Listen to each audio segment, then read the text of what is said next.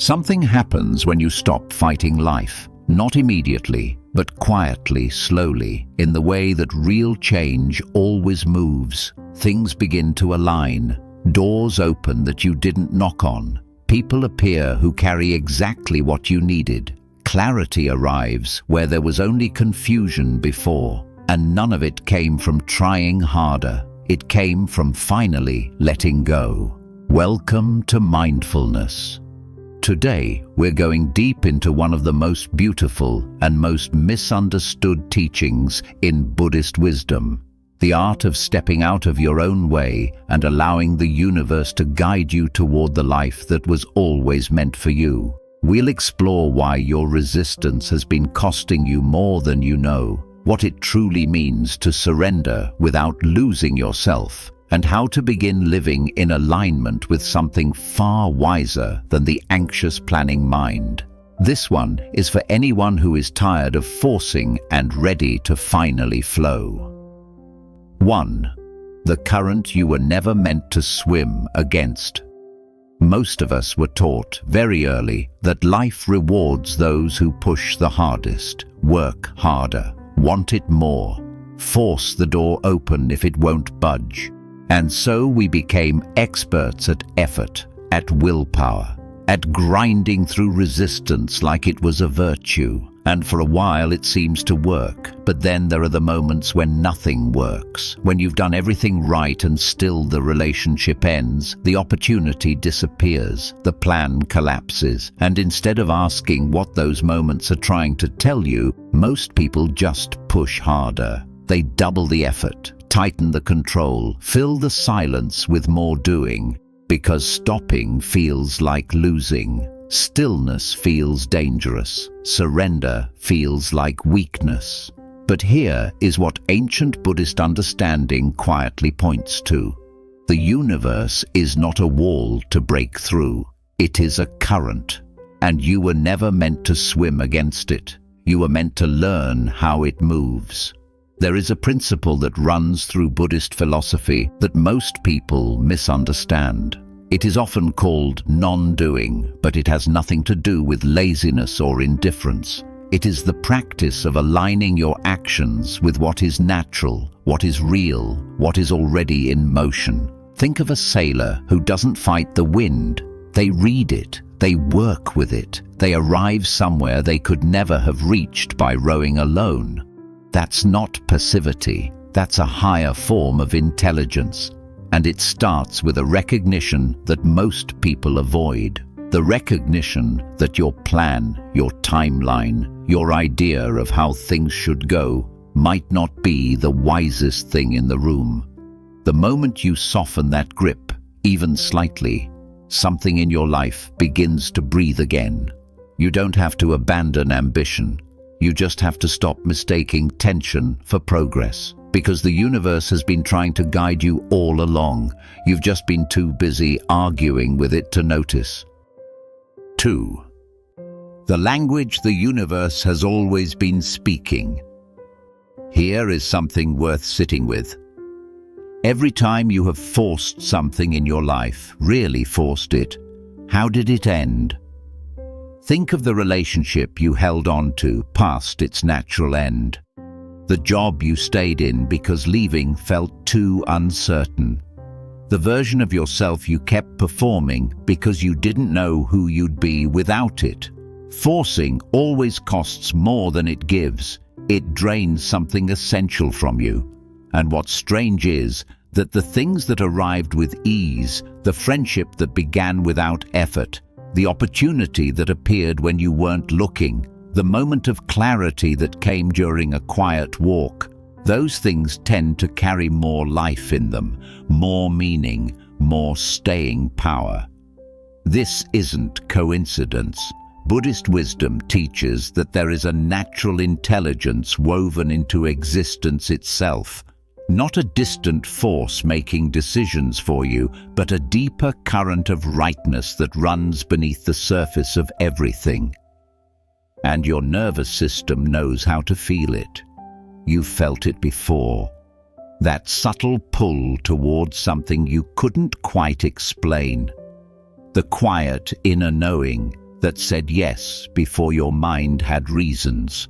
The sense of wrongness that showed up in your body long before your thoughts caught up. That is the universe communicating with you. Not in grand signs or dramatic revelations, in the quiet language of resonance. The problem is that most people have been trained to override that language, to follow the plan instead of the feeling, to choose the logical option over the one that feels alive. And so the inner compass gets ignored, not because it stopped working, but because the noise of constant doing drowned it out. Slowing down is not a luxury, it is how you learn to hear again. 3. Emptying the cup so life can fill it. There is a quiet teaching that has been passed through contemplative traditions for centuries, and it says this: you are not separate from life. You are an expression of it. Read that again slowly. You are not a person moving through a world that is indifferent to you. You are part of the same living system that moves the tides, turns the seasons, grows the forest from a single seed. And that system is not random. It has intelligence. It has direction. It has a kind of knowing that far exceeds what the thinking mind can access. But here is where it gets personal. The degree to which you can be guided by that intelligence depends almost entirely on one thing: how much space you create inside yourself to receive it. A cup that is already full cannot receive anything new, and most people are full. Full of worry about what hasn't happened yet, full of replaying what already has, full of the constant noise of planning and judging and second-guessing. There is nothing wrong with you for being this way. It is what the modern world trains you toward. But the ancient path points in a different direction. It says, empty yourself, not of purpose or desire, but of the rigid insistence that you already know how everything should go. Because the moment you create that inner spaciousness, something remarkable starts to happen. Guidance arrives, not always as a voice or a vision, sometimes as a gentle shift in energy, a door that suddenly opens, a conversation that changes everything, a feeling of rightness about a direction you hadn't considered before. The universe is always speaking. Your only job is to become quiet enough to hear it. 4. The art of releasing what you cannot control. There is a particular kind of suffering that comes not from what life does to you, but from what you do to life when you refuse to accept it. You know this suffering. It lives in the space between how things are and how you decided they should be. And the gap between those two things, that is where most human pain is quietly generated, not in the events themselves, but in the resistance to them. Buddhist understanding has a word for this clinging, and it describes it not as a moral failing, but as a misunderstanding. A case of mistaken identity. You cling to outcomes because somewhere deep down you believe that if you control enough variables, you can make yourself safe, you can make yourself loved, you can make life fair. But life was never a negotiation, and the sooner you stop treating it like one, the sooner something in you relaxes into a peace you didn't know was possible. Releasing control doesn't mean you stop caring. It means you stop confusing caring with gripping. You can want something deeply and still hold it lightly. You can move toward a goal with full commitment and still remain unattached to a specific outcome. This is one of the most subtle and most liberating distinctions in all of Buddhist thought. Because when you release the outcome, you free your energy. Instead of spending yourself on worry and resistance, that energy becomes available for actual presence, for actual action, for the kind of clear seeing that lets you respond to what is real rather than what you fear. The universe can only guide something that is moving freely. A river cannot flow through a closed fist. Open your hand, not because nothing matters, but because everything you truly need has a better chance of reaching you when you stop blocking the way. 5. Why your struggles are not punishments.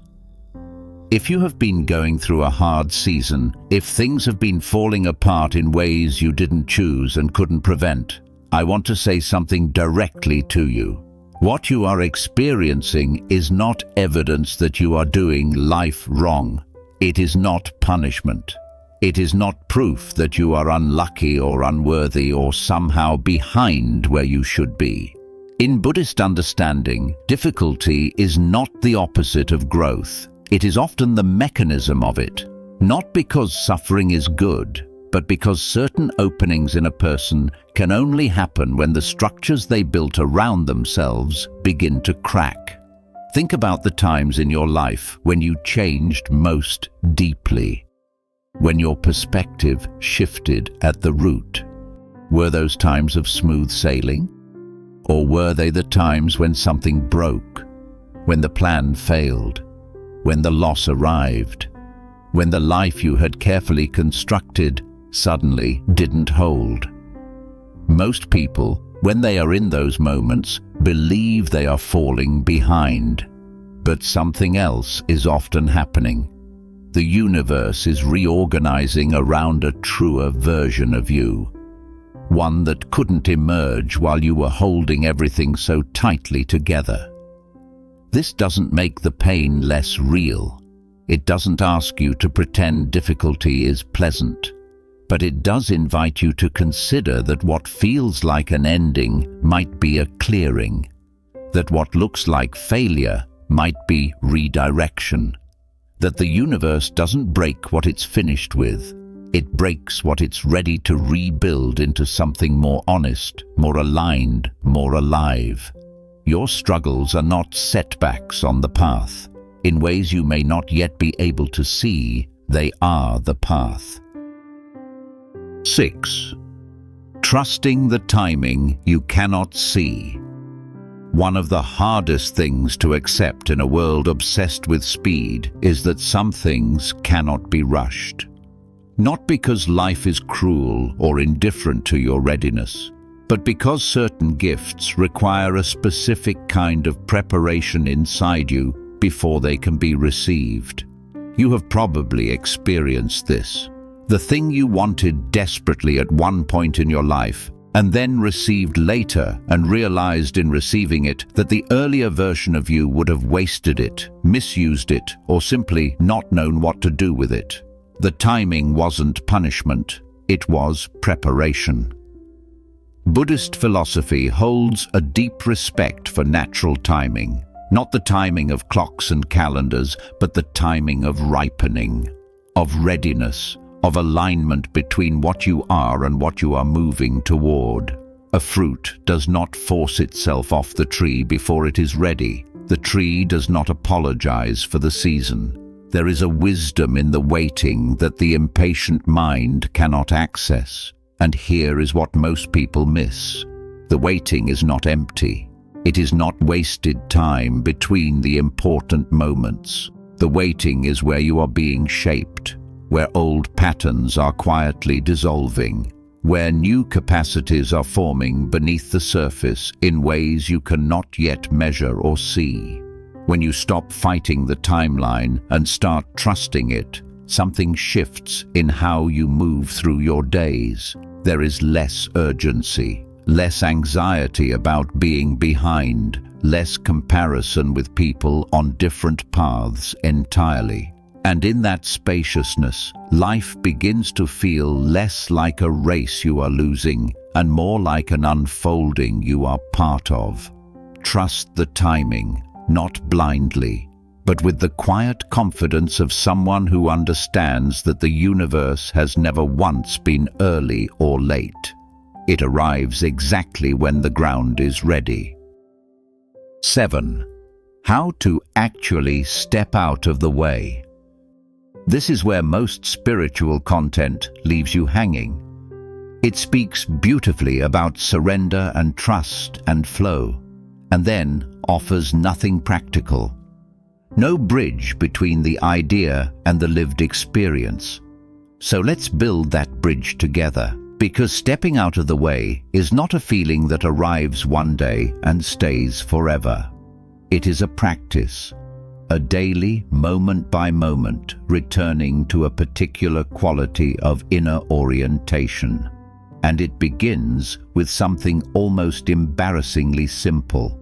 It begins with noticing, not meditating for hours, not having a breakthrough experience on a mountaintop, just noticing. Noticing when you are in resistance. Noticing when your jaw is tight and your thoughts are spinning and your energy is contracted around something that hasn't gone the way you wanted. That noticing is not a small thing. Most people live their entire lives inside that contraction without ever once stepping back far enough to see it. You cannot change what you cannot see. And the moment you see the resistance, you are already slightly outside of it. You have created a tiny but real gap between you and the pattern. And that gap is where your freedom lives. From that gap, you can ask a question that changes everything. The question is not, why is this happening to me? That question keeps you at the center of a story where you are the victim of circumstances. The question that opens space is this: what is this moment asking of me? Not demanding, not forcing, asking. Because life is always asking something of you. Sometimes it is asking for patience, sometimes for courage, sometimes for the willingness to walk away from something you have outgrown. Sometimes it is simply asking you to be still and stop filling the silence with noise. When you shift from resisting the moment to listening to it, your entire relationship with life changes. You stop being someone things happen to and start being someone in genuine conversation with existence itself. The second part of this practice is learning to act from stillness rather than from anxiety. Most people make decisions from a place of fear, urgency, or the need to relieve the discomfort of uncertainty. And decisions made from that place tend to create more of what they were trying to escape. Acting from stillness doesn't mean waiting indefinitely. It means pausing long enough before you move to check whether the action you are about to take is coming from fear or from clarity, from grasping or from genuine direction. There is a felt difference between the two. Fear-based action has a kind of tightness to it, a desperation, a need to control the outcome. Clarity-based action feels different, quieter, more grounded, less attached to how things look, and more aligned with what is true. When you learn to feel that difference inside your own body, you have found your inner compass. And the third part of this practice is perhaps the most challenging for people who have spent their lives being responsible, capable, and self-sufficient. It is the practice of asking for help, not just from other people, but from life itself, from the intelligence that moves through everything.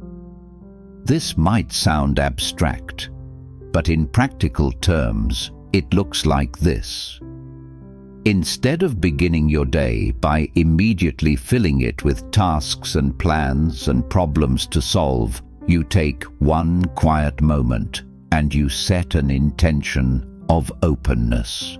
Not a request for a specific outcome, just a genuine inner statement that says, I am open to being guided today. I am willing to be surprised. I am available to what wants to move through me rather than only what I have already decided should happen. That single practice, done consistently, begins to rewire the way you move through your life. You start noticing things you would have walked past before, conversations that turn out to be exactly what you needed, quiet inner promptings that lead somewhere meaningful, a sense of being accompanied rather than alone in the work of living. Stepping out of the way is not one dramatic moment of surrender. It is 1,000 small moments of choosing openness over control, choosing presence over planning, choosing trust over the familiar comfort of anxiety. And each time you make that choice, you make it a little easier to make it again. 8. The life that waits on the other side. There is a version of your life that you have not yet lived. Not because it is out of reach, not because you are not enough, or haven't worked hard enough, or haven't suffered enough to deserve it, but because it exists on the other side of a particular kind of letting go that you have been circling for a long time without quite stepping through. And I want to describe that life to you, not as a fantasy, not as a promise of perfection, but as a real and available way of moving through the world that becomes possible when you stop being at war with your own existence. In that life, you wake up and there is a quality of openness to the day that doesn't depend on the day going a specific way. You still have preferences, you still move toward things that matter to you, but there is no desperate grip around any of it. You can hold your hopes without being imprisoned by them. You can face uncertainty without being undone by it. Because you have developed a trust, not a naive or passive trust, but a deep and earned trust in the intelligence that moves beneath everything. In that life, your relationships change. When you stop needing people to be a certain way to feel okay, something remarkable happens. You begin to actually see them, not the version of them you need for your own comfort, but the real, complicated, beautiful, imperfect human beings they actually are. And that kind of seeing creates a depth of connection that the controlling, anxious version of relating can never access. Your work changes too. When you stop performing for approval and start moving from genuine inner direction, the quality of what you create shifts entirely. There is a difference that people can feel, even if they cannot name it, between something made from fear and something made from presence. The things you make from presence carry life in them. They reach people in ways that strategic, calculated output never quite manages, and perhaps most importantly, your relationship with yourself changes. The inner critic that has been running commentary on your every move begins to lose its authority, not because you defeated it, but because you found something underneath it that is quieter and truer. A part of you that was never broken, never behind, never in need of being fixed. That part has always been there. Underneath the noise of the voice that says you are not enough, underneath the exhaustion of the endless effort, underneath all of it, there is something in you that is completely at peace. It has been watching everything, waiting patiently, not judging the journey, just holding space for the moment you would remember it was there. And when you find that part of yourself, when you learn to move from that place rather than from the anxious surface of your personality, the universe stops feeling like something you have to fight or figure out or earn. It starts feeling like home, like something you are part of rather than something you are struggling against. The guidance you have been looking for was never hidden. It was just waiting for the noise to quiet enough to be heard. And the life you have been working so hard to build is already moving toward you. It always has been. You just have to get out of its way. If something in this touched you, it's because part of you already knows this is true. you have always known. The path forward doesn't require more effort. It requires a different quality of presence, a willingness to trust what you cannot yet see. If this is the kind of wisdom you want to keep returning to, subscribe and stay close. Share this with someone who is tired of forcing life and ready to flow with it instead. The universe is already moving in your direction. All you have to do is let it.